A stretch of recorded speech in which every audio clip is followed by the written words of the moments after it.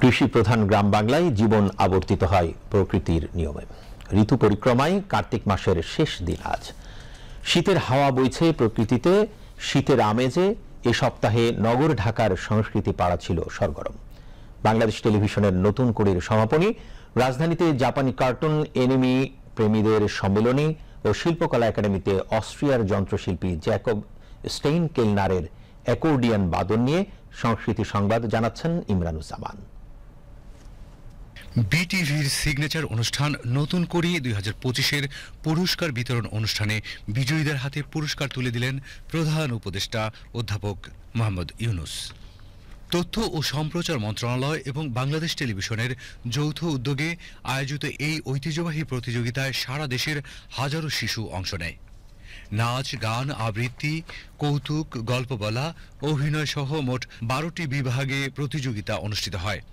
13 November প্রধান উপদেষ্টার কার্যালয়ের শাপলা হলে ক গ্রুপে টাঙ্গাইল জেলার প্রেয়সী চক্রবর্তী এবং খ গ্রুপে সুনামগঞ্জ জেলার শুভমিতা তালুকদারের হাতে চ্যাম্পিয়ন ট্রফি তুলে দেন প্রধান উপদেষ্টা।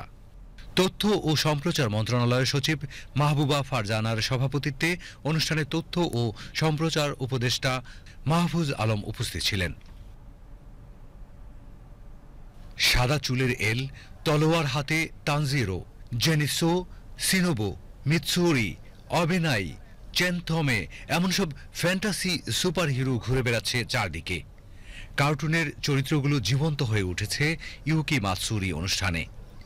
জাপান, চায়না এবং কোরিয়ান কার্টুন, মাঙ্গা, এনিমের চরিত্রগুলো একত্রিত হয়েছিল রাজধানীর এক অনুষ্ঠানে।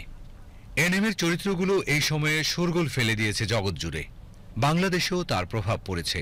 অনেক শিশু কিশোর তরুণ পছন্দের কারণে নিজেরা এইসব চরিত্রের মতো করে উপস্থাপন করেছেন নিজেকে।